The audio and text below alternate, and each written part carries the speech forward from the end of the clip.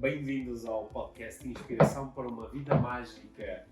É bom estar contigo outra vez? É bom, tivemos sem estar juntos uns dias, não sei. Sim. Descansaste bem? Descansei bem. Ficou bom. Sim, estou um bocadinho melhor do meu problema ocular. Por isso Sim. hoje já vi. Sim. E agradeço a todas as pessoas que mandaram mensagens a perguntar o que é que eu não queria ver e o que é que eu estava a evitar ver. Sim, aquelas... Nunca tinhas ouvido esta pergunta antes. Não. Não sei quantas vezes. E sabes que nesta vez em particular foi muito útil explorar essa ideia de o que é que eu não quero ver ou o que é que eu estou a ver outra vez e que já disse que não queria ver mais. Acho que foi uma boa forma de explorar aquilo. São coisas que podemos questionar mesmo não tendo cenas nos olhos. Certo, são cenas que podemos sempre questionar. O que é que eu estou... E aqui o ver não precisa ser só dirigido para a visão, não é? Pode ser o ver em termos de experienciar. São boas perguntas para fazer. Olha, o que é que eu não estou a evitar ver? O que é que eu estou a evitar experienciar? E também o que é que eu estou a experienciar outra vez, tendo dito que não queria experienciar mais isto. Não é? Mas são boas perguntas. Mas já estás bem melhor. Sim. Com fé e esperança. Sim, e com vontade de continuar a ter conversas de desenvolvimento pessoal contigo. Hoje sobre saúde mental. Sim. É isso? Hoje sobre saúde mental. É um tema assim dos últimos dias, não é? É o tema dos últimos dias, é um tema muito diferente daquele que abordámos no episódio passado. Mas acho que é um tema muito importante. E a razão porque eu senti que gostava de falar contigo sobre isto foi porque eu partilhei nas minhas redes sociais alguns pensamentos meus sobre saúde mental e como ajudar quem tem uma depressão. Isto tudo surgiu, claro, por causa do suicídio do Pedro Lima. E acho bom falarmos sobre estas coisas. Precisa de se falar mais. Há muito tabu, tanto sobre de quem vive com a depressão pessoal, mas também de quem vive perto de alguém com uma depressão. E eu escrevi aquele post e daqui a um bocadinho vou já partilhar o que é que partilhei em relação aos meus pensamentos, mas senti que devíamos falar sobre isso por causa da quantidade de mensagens que eu recebi em privado relacionado com aquele post e relacionado precisamente com o facto de como lidar e como ajudar quem está com uma depressão ou está a passar por uma fase depressiva.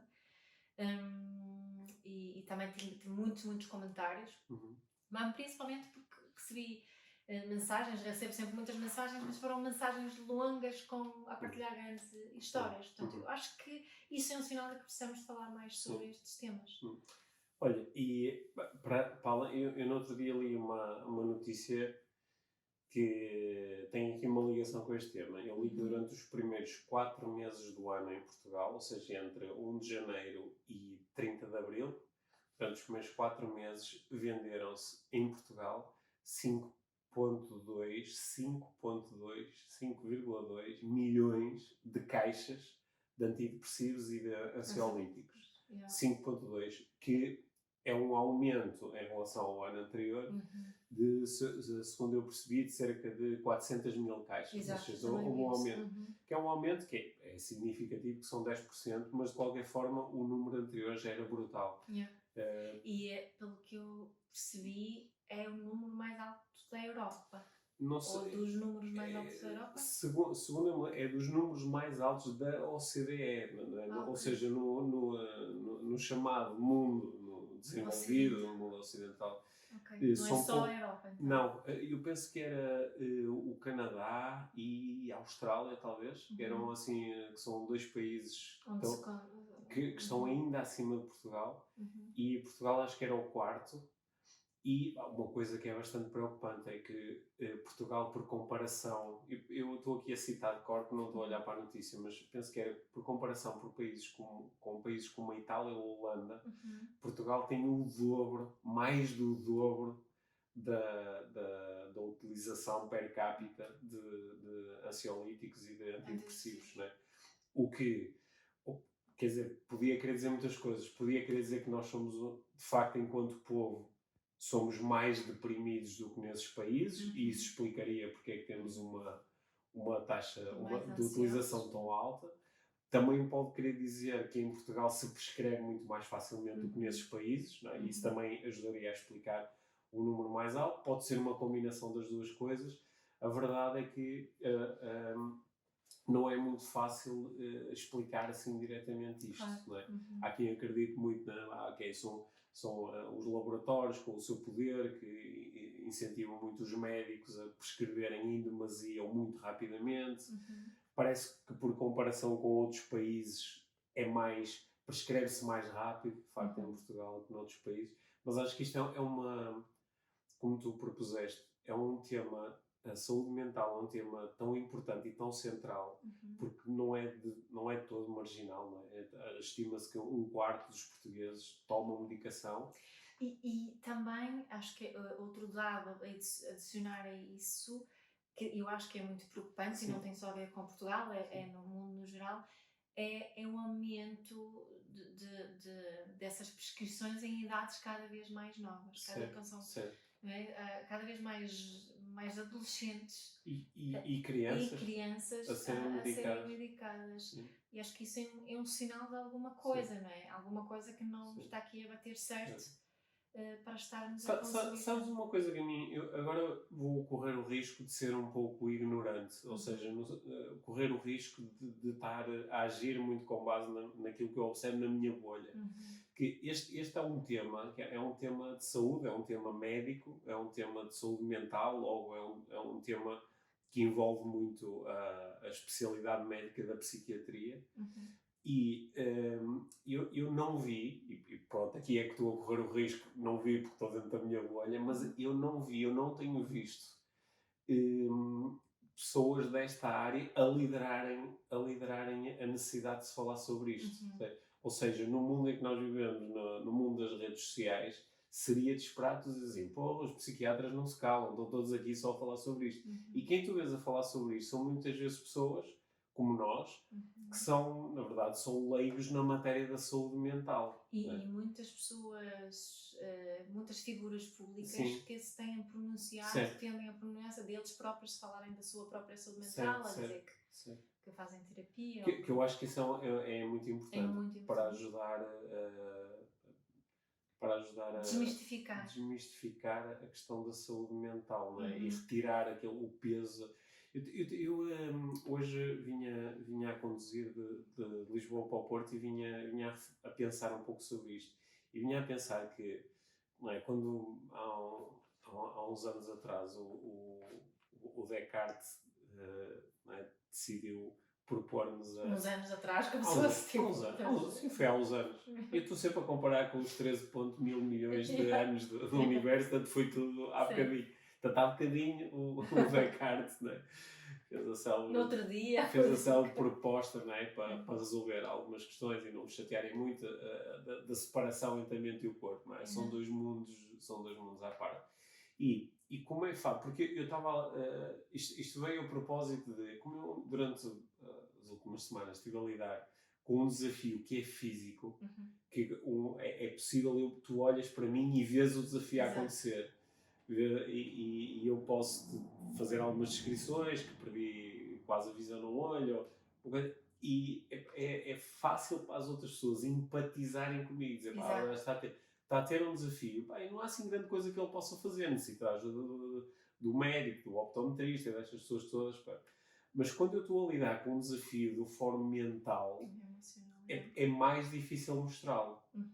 O que, por um lado, é um incentivo, às vezes, eu ter comportamentos muito desesperados, porque isso é uma forma de dizer, alguma coisa não está bem com este rapaz, não é? Ou então, mesmo que eu te diga, eu não estou bem, parece que este eu não estou bem nunca é tão intenso como tenho uma perna partida. Sim, não, é tipo, então, não estás bem, muda. Sim, ou ok, anima-te. Eu acho também, muitas vezes na área de desenvolvimento pessoal, caímos na banalização destes estados emocionais depressivos ou de saúde mental muito desafiantes, não é? Talvez por não entendermos que estes estados, quando estão manifestados, aliás, tu sentires o estado, porque quando alguém diz que se sente deprimido, isto é um sentimento, não é? É alguma coisa que eu estou a sentir. Mas aquilo que está a acontecer é nem ia chamar um desequilíbrio bioquímico. Há um novo arranjo bioquímico no sistema que faz com que eu me sinta dessa forma. Não é? E quando esse novo arranjo bioquímico está presente, para algumas pessoas tem níveis muito baixos de serotonina ou outra coisa qualquer, quando isso está presente, é difícil eu sair daí, não é? Sabes que eu estes dias refleti sobre a minha saúde mental, mas também sobre a saúde mental, nomeadamente a minha mãe, que foi a partilha que eu fiz tinha a ver com ela. E a forma que eu inicialmente não ajudei e a forma que eu encontrei de ajudar. E uma das razões porque eu não a conseguia ajudar inicialmente foi precisamente porque eu estava totalmente mergulhada no desenvolvimento pessoal pop. De achar que não é aquela velha expressão do Anthony Robbins, de how fast can you change in a heartbeat, não é? Acreditava naquilo de uma forma que eu acho que que tenho a certeza que não ajudou de tudo a minha mãe. Eu queria muito ajudar a minha mãe, mas a minha ajuda foi muito de vamos mudar, não sei o quê. E depois, agora e tu consegues mudar, se quiseres, se tu queres mesmo, não é? Isso é outra no episódio passado falámos dos clichês do desenvolvimento pessoal, e isso também é um grande clichê, de que se tu queres mesmo mudar, tu consegues, não é? E é um clichê muito perigoso quando estamos a lidar com alguém com uma depressão. E agora posso aproveitar para partilhar o que partilhei nesse post e das minhas aprendizagens, que foi que e comecei também a conectar-me comigo e os meus estados. Eu nunca fui diagnosticada com uma depressão. Já disse aqui muitas vezes que eu tenho uma tendência muito ansiosa. Eu já tive uma receita de Xanax na mão uma vez há uns anos. Não foi no outro dia, mas já foi uns bons anos. Nunca cheguei a utilizar a receita, mas tive na mão.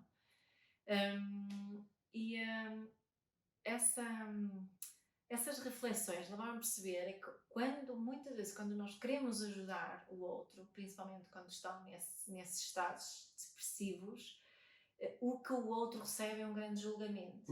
O que o outro interpreta é que tu não gostas de mim como eu sou. Tu só me queres mais. Eu não valho nada. Eu não tenho valor assim. Eu deveria mudar, mas eu não consigo. Ou seja, eu sou insuficiente. Ou seja, muitos daqueles pensamentos que a pessoa já tem na sua depressão são reforçadas através das minhas tentativas de ajuda.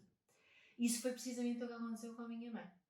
E a nossa relação, ainda por cima temos uma distância física muito longa, nós são 3.000 quilómetros de distância que estamos, e eu comecei a irritar-me com a minha mãe, a achar que ela deveria mudar-se, não é? Que ela se ela queria mesmo ali, arranjei cenas alternativas, achei que não recorres logo aos medicamentos, espera com isso. Eu fui muito julgadora. No fundo, a minha grande vontade de ajudar a minha mãe traduziu-se só num grande julgamento e não ajudou. O que aconteceu foi a grande mudança quando eu tomei consciência disso e decidi que a única coisa que eu vou fazer para ajudar a minha mãe é oferecer-lhe espaço. Foi um insight de perceber que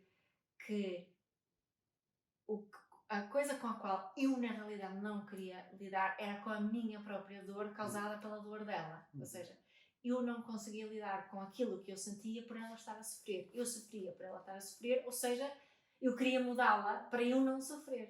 Isso foi outra grande tomada de consciência que eu acho que é muito, muito importante admitirmos, e eu ainda tenho que lidar com isso às vezes, não é? Por exemplo, quando tu tens estes problemas no olho, eu sofro contigo e eu noto um movimento em mim às vezes que tem só a ver comigo, o meu ego. Eu não quero que o Pedro tenha aquilo porque isso dói-me também a mim. Não é?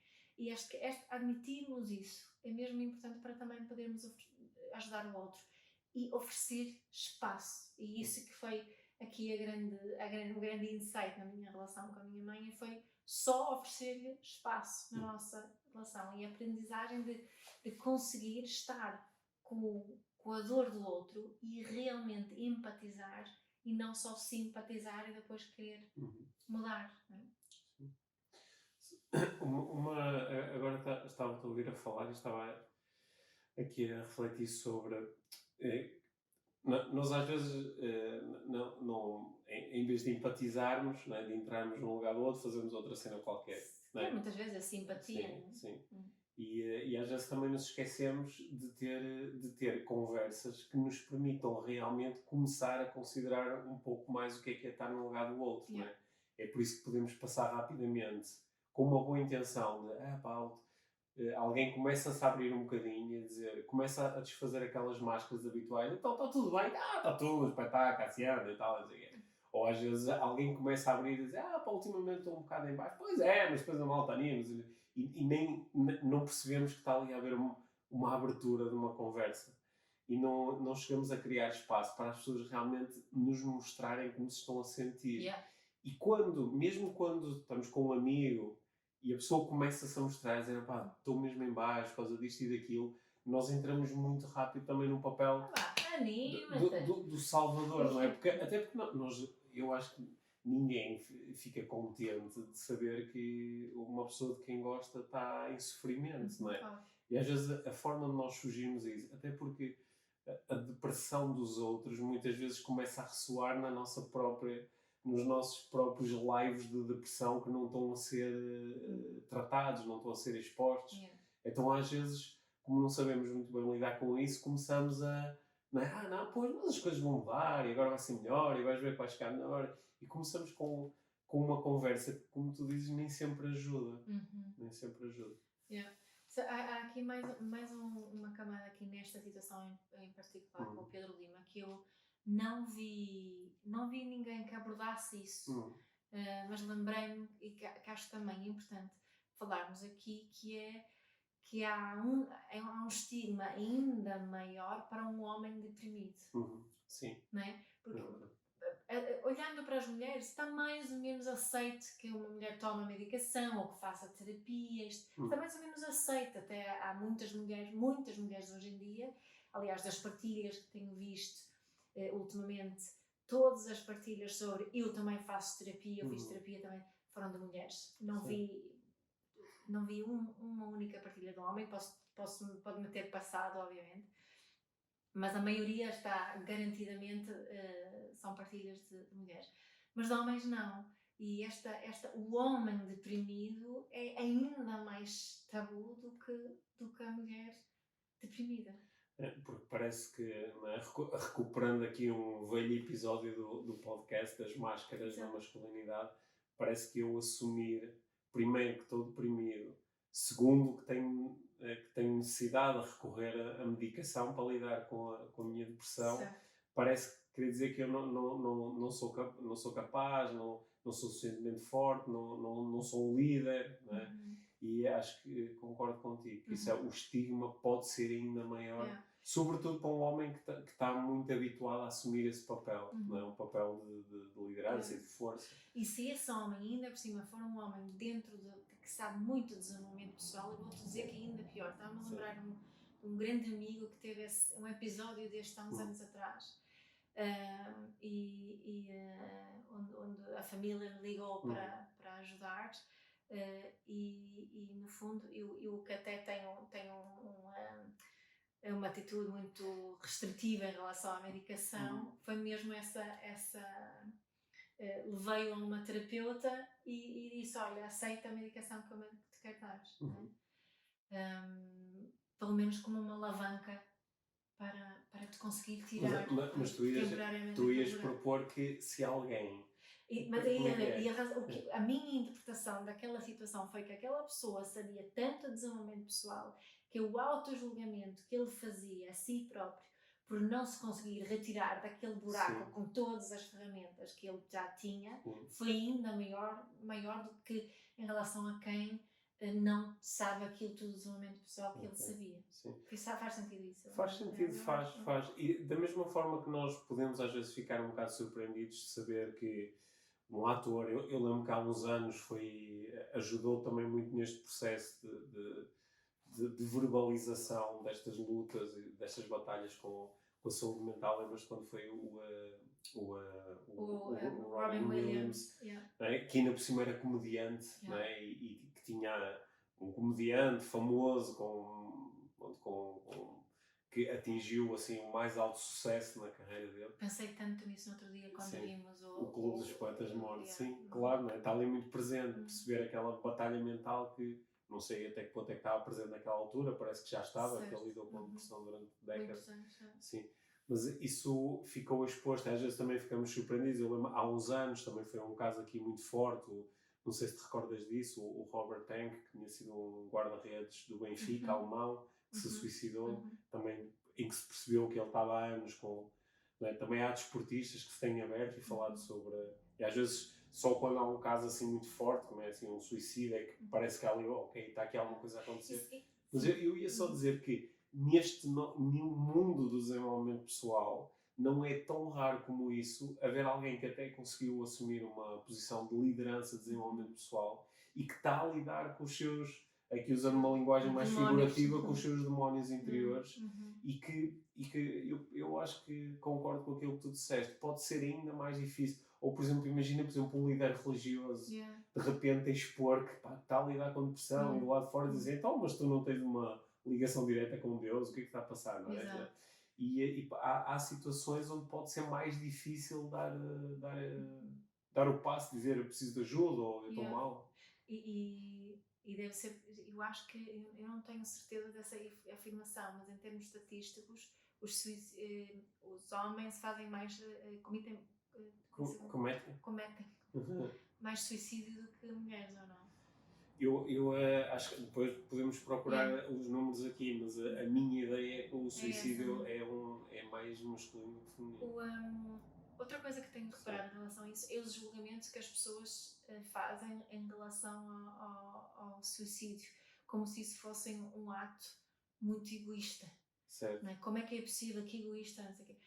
O que eu aprendi assim, a falar com muitas pessoas sobre estes temas é que é tudo menos egoísta. É até o pensamento, muitas vezes até um pensamento muito altruísta. Que eles estariam melhor sem mim. Sim, pois, porque quando nós estamos a fazer essa avaliação, lá está, isso é a tal avaliação não empática. Porque eu li algumas coisas, até engoli assim em seco, porque algumas pessoas disseram, como é que é possível alguém, eu nunca faria isso por causa dos meus filhos. Certo. Quer dizer, por muito deprimido que eu estivesse, eu nunca faria isso por causa dos meus filhos. E eu estava a pensar, a minha mente foi para outro sítio, era quão deprimido, quão forte seria a depressão para eu me suicidar apesar dos meus filhos, não é? Ou seja, isto ainda era mais... para aliviar a dor que eu estou a causar aos outros. Que muitas vezes também é essa... Porque nós estamos a avaliar a depressão sem estar a olhá-la do lado de dentro. Porque quando nós estamos dentro da depressão... Eu agora vou dar um exemplo que parece pateta, não é? Mas acho que quem nos está a ouvir, espero que consiga beneficiar desta analogia. Que é, se tu estás a observar uma pessoa que está bêbada, não é? E a pessoa não consegue aguentar, está muito bêbada, bebeu imenso, não se consegue aguentar bem em pé, enrola as palavras, não diz coisa com coisa, esquece de onde é que está, não é? E tu do lado de fora, se tu não empatizares e disseres assim, ok, esta pessoa está bêbada, e consegues entender aquele comportamento à luz da bioquímica aparente desta pessoa. Imagina que tu não empatizas com isso. Dizes, é uma pessoa, o que é que está a fazer? O gajo não se aguenta em pé? Qualquer pessoa se aguenta em pé. Não é? E de repente, se tu não tiveres em consideração, claro que tu podes julgar o facto de pessoas terem bebedade, etc. Mas a analogia não era em relação a isso. Que é quando tu estás a olhar para alguém que está deprimido, mas não estás a ter em consideração a possível bioquímica daquela pessoa, claro que há coisas que te parecem... Só estúpidas. Ou egoístas, ou estúpidas, ou injustas, não é? Ele diz, pá, como é que é possível... então uma pessoa está deprimida, mas é um ator famoso e provavelmente até tem dinheiro e não sei o quê. Não tem nada em relação a se queixar. Sim, então e as pessoas que não têm nada, não é? E isso é um jogo de julgamento muito perigoso, não é? Porque nós não estamos no lugar do outro. Podemos, se procurarmos fazer isso, mesmo não tendo a certeza, porque nós nunca conseguimos entrar no lugar do outro. Não. Mas podemos fazer algumas simulações mentais que pelo menos abrem espaço para nos afastarmos do julgamento, não é? E recebermos só com mais compaixão. Sim, acho que essa mais compaixão e esta capacidade de só estar presente, plenamente presente, oferecer o espaço e saber estar com a dor do outro é muito valioso. E isto de saber estar com a dor do outro tem precisamente a ver com a empatia. Eu acho que foi o Nuno Marco que disse qualquer coisa de que agora não me lembro exatamente das palavras, mas era tipo que é a falta de empatia que faz o mundo acabar. Uma coisa. Eu também tenho um livro sobre empatia, que é um livro em sueco, mas o livro chama-se a empatia que faz o mundo mover, não é? No fundo a ideia ali é que a empatia que nos mantém vivos. Okay? É disto que estamos a falar, não é? E para nós podermos mostrar empatia, também temos que, quando somos pequeninos, para nós aprendermos a desenvolver essa empatia, a primeira fase é eu sentir que os outros nos estão a demonstrar empatia. É assim que eu sinto a empatia do outro e eu desenvolvo a minha empatia. E aí que eu quero chegar ao meu grande point, que tem a ver mais uma vez com a parentalidade consciente, porque eu acho... aliás, vou ser mais bold que isso. Tenho a certeza, se nós mudássemos a forma que nós educamos as crianças, se nós nos focássemos mesmo em praticar uma parentalidade realmente consciente, ponderada e empática, muito daquilo que nós vemos em relação à saúde mental, hoje as depressões todas, a ansiedade e tudo o resto, seria muito diferente. Não víamos tanta gente deprimida ou ansiosa e por aí fora. Não é? Precisamente porque este espaço de empatia, este espaço onde eu mostro que eu te vejo, onde eu consigo mostrar que tu tens valor exatamente por quem és, eu amo-te independentemente melhor, eu amo-te com todos os teus defeitos, entre aspas, não é? E estou aqui presente contigo e tu és importante para mim. Né? Se nós tivéssemos isso mais enraizado em nós e na nossa parentalidade, eu acredito profundamente que seria muito diferente. Então, parece que tu quase que estás aí a propor que a forma de nós lidarmos com... Vamos alargar, para não falarmos só de depressão, podemos falar de saúde mental, não é? E que abarcará outros... Sim, abarcará a falta de autoestima. Outros estados que não... Outros estados e algumas outras experiências que não só a da depressão. Mas acho que a proposta que tu estás aí a fazer é interessante, porque não é uma proposta propriamente médica. Não é? É uma... E atenção que eu acho que, deixa-me só dizer, eu acredito que há situações em que a ajuda médica através da medicação é mesmo útil, ok? Sim, eu tenho a certeza. Já lidei com casos onde o facto da pessoa ter tido acesso a determinada ajuda farmacológica levou a que ela conseguisse recuperar alguns recursos uma alavanca que depois foram importantes para o resto do processo. Tá? E já agora também devo dizer que isso é uma das áreas onde eu sinto preconceito em mim por causa das experiências que tenho tido ao longo destes anos a trabalhar como coach, porque é muito difícil para alguém que está na área do desenvolvimento pessoal fazer uma crítica fundamentada da ação de um psiquiatra, não é? Porque eu não tenho o estudo e o conhecimento para comentar algumas coisas. e às vezes acabo a lidar com situações onde as pessoas receberam conselhos, pá, que são só estapafúrdios, onde não os trataram sequer como pessoas. Há pessoas que ficam seriamente danificadas por causa de encontros que têm com a comunidade psiquiátrica, né? E há outras pessoas, pelo contrário, que são literalmente salvas por excelentes psiquiatras e que sabem o que fazer e, sobretudo, sabem estar presentes e observar e colocar o seu conhecimento à disposição daquela pessoa. Mas eu gostava muito de ter mais psiquiatras a exporem o que é a psiquiatria, porque a psiquiatria também ela própria está envolta num certo estigma, não é? O que é que acontece numa consulta de psiquiatria? É tudo muito opaco, não é? E eu gostava que se falasse mais sobre isso, tal como gosto que se fale mais sobre psicoterapia, porque algumas destas práticas que são muito importantes, elas parece que fazem quase parte do oculto, não é? Mesmo aquelas ideias das intervenções freudianas e junguianas, algumas parece que são assim umas coisas muito, muito do domínio uma palavra que eu não gosto nada, do subconsciente, como se houvesse uma coisa que está ali que está por baixo, que está abaixo, não é? Está ali, tipo, onde não chega à luz, não é? Está ali.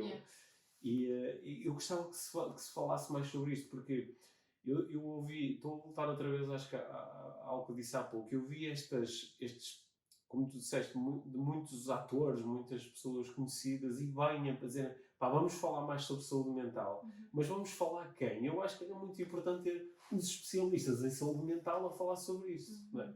Agora, muitos especialistas em saúde mental, pronto, e agora é que vem, como é que se chama, agora é que vem a minha bordoada ignorante, portanto, quem achar que eu sou um totó, pronto, provavelmente sou mesmo, mas muitos dos especialistas em saúde mental não conseguem realmente falar sobre saúde mental, nem conseguem ajudar pessoas a ganhar saúde mental, sabes?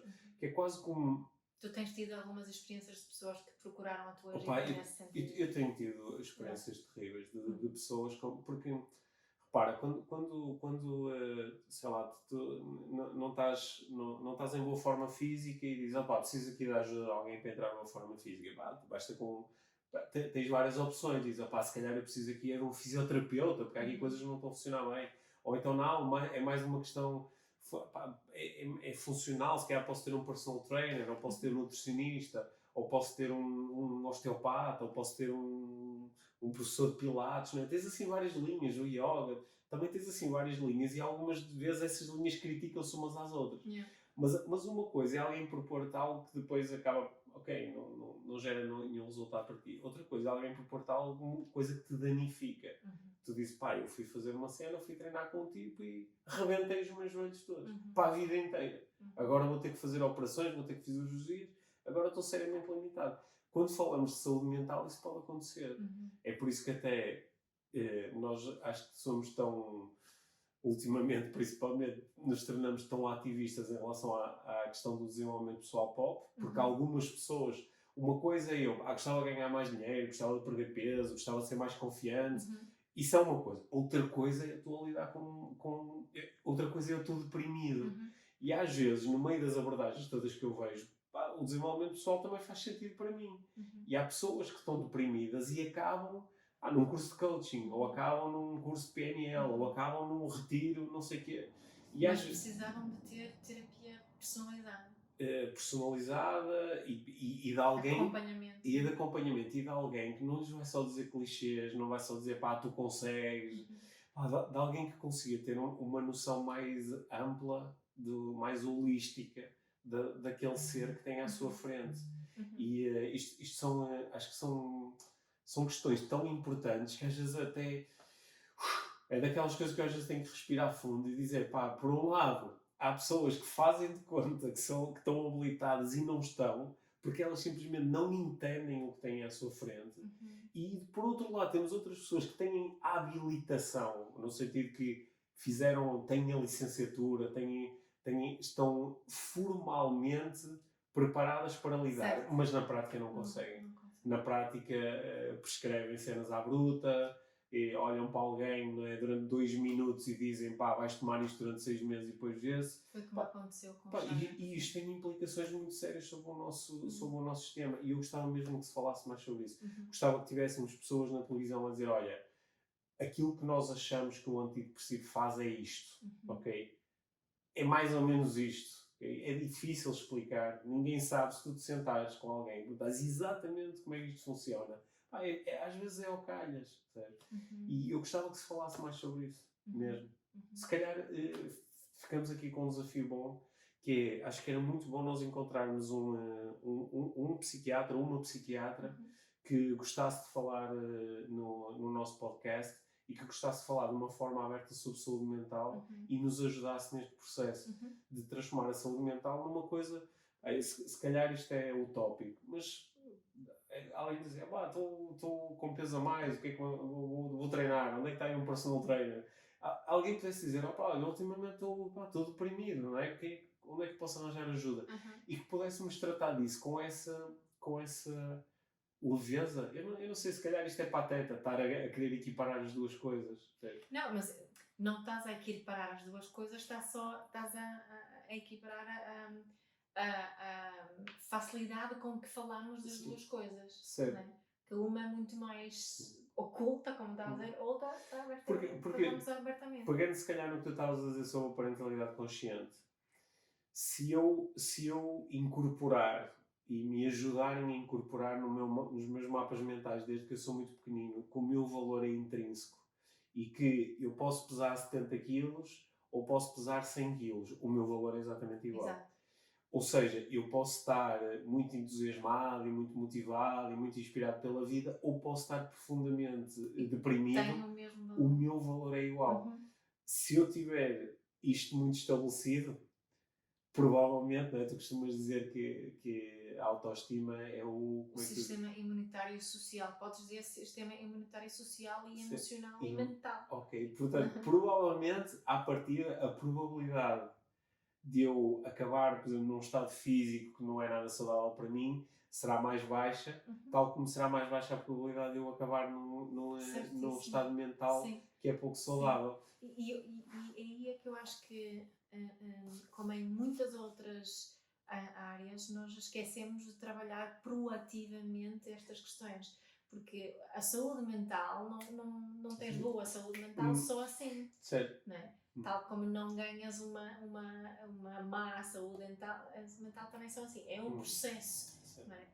Para chegares a uma depressão, há aqui um processo para tu teres uma pessoa adulta mentalmente e emocionalmente saudável, há um processo. Não é? E daí, para mim, a parentalidade é a base disto. A parentalidade é a base da nossa saúde mental. Há uns... eu hoje só estou a ter ideias totós. Sabes o que é que me apareceu na cabeça? Apareceu uma cena de... Lembras-te quando há uns anos fizeram aquele programa do peso pesado? Não é? Que era pegar em pessoas que estavam com muito peso, assim, 100 kg a mais. É obesidade mórbida. Certo. E um dos objetivos do programa era mostrar que, com a ajuda certa, é possível até nestes casos extremos gerar resultado. E nós até temos pessoas que costumam ouvir aqui o nosso podcast que participaram no programa e que fizeram parte também da equipa de instrutores do programa. E uma das coisas eu acho que uma das coisas muito interessantes naquele programa era pôr as pessoas em casa a pensar, mesmo eu que não estou num estado daqueles, se aquelas pessoas conseguem, isto está-me a mostrar que há caminhos que eu posso seguir, porque se as pessoas conseguem ter uma nutrição diferente, então, ok, há aqui umas coisas que eu posso fazer. E eu de repente pensei, imagina um reality show. É por isso que eu digo que a ideia é total, porque depois tinha uma série de dificuldades até éticas para ser implementado. Mas eu vou mandar para. Imagina um reality show onde as pessoas inicialmente estão deprimidas e tu consegues ver profissionais em ação e consegues ver o que é que acontece com uma pessoa que está deprimida quando alguém pratica a aceitação plena, como tu estavas a propor, que em algum momento percebeste que era o que te podia ajudar a relacionar-te com a tua mãe. Sim. E começar... realmente me podia ajudar a ajudar. Sim. É? Há um filme que está nós vimos não sei, há um ano, talvez. Há um filme, um documentário que está no Netflix, chama-se The Last Shaman, que é sobre um rapaz que está profundamente deprimido e suicida. Tem 2 pais psiquiatras. Ele tem 2 pais psiquiatras e ele está profundamente deprimido e suicida. É um rapaz americano e ele, basicamente, ele diz: eu vou-me matar. E ele decide... Vou esperar 6 meses. E ele diz: eu vou dar 6 meses ou 9 meses. E ele diz: vou dar 9 meses e vou fazer uma última cena, porque já fiz todo tipo de tratamentos e terapia, não sei o quê, e pá, nada disto faz sentido, quero matar. E ele decide uma última cena e vai para o Peru tomar ayahuasca. E pronto, eu relacionei-me especialmente com o documentário porque ele esteve em sítios onde eu estive e eu passei por aquelas experiências de tomar ayahuasca e tenho uma ideia do que é que aquilo pode fazer ao sistema humano, mas é muito interessante ali estar a assistir. Lembras-te, ele vai-se filmando, as semanas vão passando, né? E ele está a falar sobre ele, sobre a vida, e tu começas a ver pequenas coisas a mudar. Os mapas mentais devem estar a mudar, a bioquímica está a mudar e as verbalizações começam a mudar. E aquilo é mesmo muito interessante. E de repente pus-me a pensar, imagina que nós, se calhar é um bocado difícil fazer isto quando as pessoas a tomar psicodélicos, não é? Que acho que daqui a uns anos vai ser uma das grandes linhas de intervenção para pessoas que estão com dificuldade. Óbvio, não é? Com o que está a acontecer. Sim, com os estudos que se têm feito, as linhas que se têm aberto novamente em investigação nos Estados Unidos. Isso provavelmente vai voltar a ser uma grande arte terapêutica. Já está a ser financiado outra vez os estudos e é legal. E os resultados são muito prometedores. Mas imagina, mesmo que não se fizesse isso, que fossem mais terapias ditas convencionais, mas podermos ver isto em ação, não é? Agora, será que os antidepressivos entravam aqui e ajudavam a criar algum tipo de resultado que tu lá de fora dizes: uau, esta pessoa de facto está a progredir? Ou só ias ver assim: uau, esta pessoa está anestesiada e agora não está em sofrimento, mas não está a acontecer nada? Ia ser interessante. Claro, agora o meu lado mais analítico começou a pensar em todas as dificuldades que haveria para pôr um projeto desses de pé. E se calhar neste momento está alguém a ouvir a dizer: pá, eu já tinha perdido a tua linha de raciocínio, mas estás a falar do programa. Do programa. Neste momento alguém está a ouvir a dizer assim: pá, este rapaz não tem a mínima noção, alguma vez devia fazer isto. Mas percebes espontânea a minha atenção.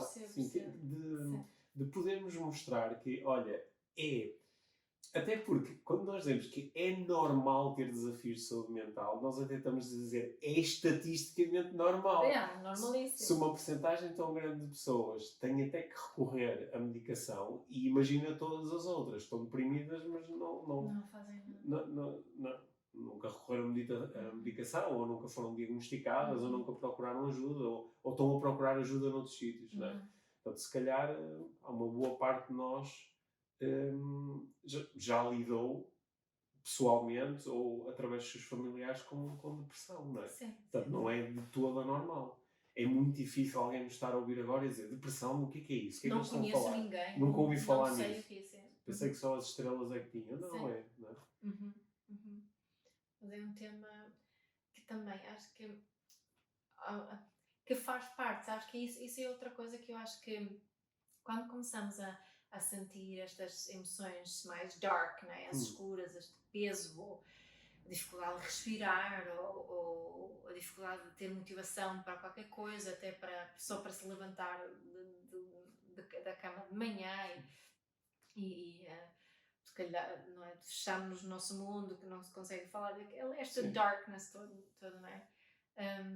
Como a maioria de nós somos analfabetos emocionais, isto é extremamente assustador, porque não dá para esconder isso, não é? Muitas emoções negativas, eu estou a fazer entre aspas outra vez, mas aquelas emoções que são desagradáveis e que nos fazem sofrer, muitas daquelas mais pequeninas, nós conseguimos pô-las debaixo do tapete. Só que continuamos a fazer isto e se calhar estamos a fazer o build-up para um burnout ou uma depressão, e já não dá para esconder na gaveta ou debaixo do tapete. E de repente ficamos ainda por cima, como somos tão analfabetas, acho que aquilo ainda mais avassalador. Avassalador do que seria se realmente tivéssemos uma boa literacia emocional. Se não tivéssemos medo de sentir aquilo que dói e que nos faz sofrer. Não é? Se os nossos pais não tivessem tentado salvar de tudo o que era mau. Não é? Não estou a dizer que tem todos os casos assim, mas alguns, principalmente vejo isso muito agora, os pais que querem ser muito, muito presentes para os filhos e muito conscientes, são grandes salvadores e querem sempre salvar os filhos de frustração, de dor, de tudo, que é normal e não nos ajuda a sermos mais resilientes, não é? Não desenvolve a autoestima, não desenvolve a literacia emocional. E nós precisamos disso, não é? Que quando aquelas coisas mais fortes nos batem a porta, para nós não ficamos com medo, mas podemos reconhecer que isto está a doer, eu estou em sofrimento, o que é que vou fazer com isso? Não é? E a começar logo com as crianças. Falar sobre isto com as crianças. Não é? Exato. Sabes que quando eu comecei, como eu costumo dizer, quando eu na minha outra vida trabalhei na indústria do fitness, uma coisa que eu acho que mudou, não mudou completamente, mas mudou um pouco nestes 15 anos mais, foi que uma das principais objeções que as pessoas tinham em relação a irem inscrever-se num ginásio, num health club e começarem a fazer exercício físico, era uma objeção muito interessante, que era, eu não estou numa forma física suficientemente boa para poder ir ao ginásio. Sim. Era uma objeção muito frequente. Sim. E eu acho que esta objeção não foi de todo completamente ultrapassada, mas acho que não deve ser uma objeção tão frequente agora. Imagino. Há mais pessoas que dizem, ok, como estou em má forma física, vou para um ginásio para começar a fazer exercício. Mas na altura, não, porque o ginásio é para as pessoas que já estão em boa forma física, para ficarem ainda melhores. A quantidade de pessoas com que eu falei, com que as pessoas dizem, não, se eu perdesse algum peso, se calhar depois até poderia me inscrever num ginásio. E eu acho que começou-se a falar tanto sobre isto, não é? O exercício físico passou a ser uma coisa que às vezes até se diz que está na moda, ou há modas de exercício físico, etc. E eu acho que também podia haver modas de saúde mental, percebes? Da pessoa dizer, ok, estou com um desafio, é normal, as pessoas têm esses desafios e há coisas que se podem fazer, não é? Mindfulness tem sido um bocadinho essa moda. Acho tu lembras-te quando o Woody Allen popularizou aquela ideia de diz nos filmes do Woody Allen, nos filmes do Woody Allen havia sempre um tipo que estava no terapeuta e ia ao terapeuta durante 15, 20, 30 anos, lembras-te? Havia sempre isso, que eu acho que era ali uma crítica interessante às décadas que podes passar em terapia sem ter resultados práticos.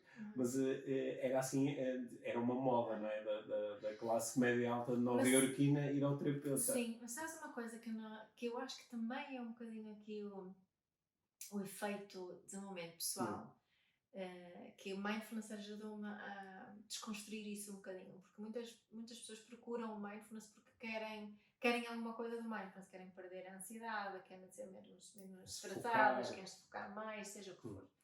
Portanto, têm expectativas em relação ao mindfulness, querem alguma coisa ao mindfulness, tal como quando se inscrevem no ginásio, querem o six-pack, querem perder os 10 quilos, querem ganhar mais resistência cardiovascular. Queremos sempre alguma coisa, não é?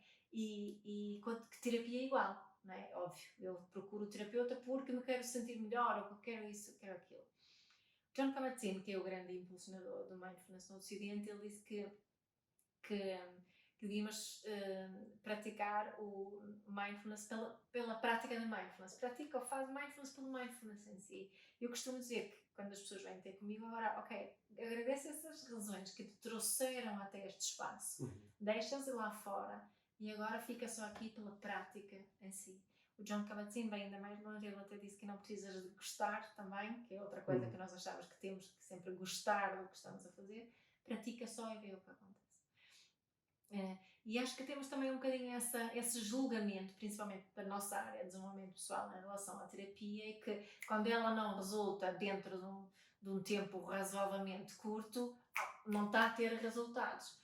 Mas o resultado, o que é que é um resultado? O que é que é um resultado, não é? Como nós temos falado, e porque é que, se nós continuamos à espera de um certo resultado, aí sim, se calhar podemos avaliar, mas só o facto de ter um terapeuta, de ter alguém em quem eu vou todas as semanas ou uma vez por mês, o que seja, só pela terapia em si, só porque quero terapia, não é ou quero aquele encontro com o meu terapeuta, não porque quero um resultado específico. Isso acho também que é muito importante. E acho que nós no desenvolvimento pessoal muitas vezes desvalorizamos isso. Bom. E agora, enquanto estavas a falar, eu notei perfeitamente o meu condicionamento. Sim. Porque parte de mim estava em sofrimento enquanto estavas a falar, não é? Há uma parte de mim que está mesmo viciada no raciocínio de mas eu vou 10 anos a uma cena, estou a falar e estou igual. Mas se calhar não está igual. Mas se calhar não. Como é que seria se não estivesse ido aqueles 10 anos todos? Não sabemos. Não é? Mas estava agora perfeitamente a notar o meu condicionamento.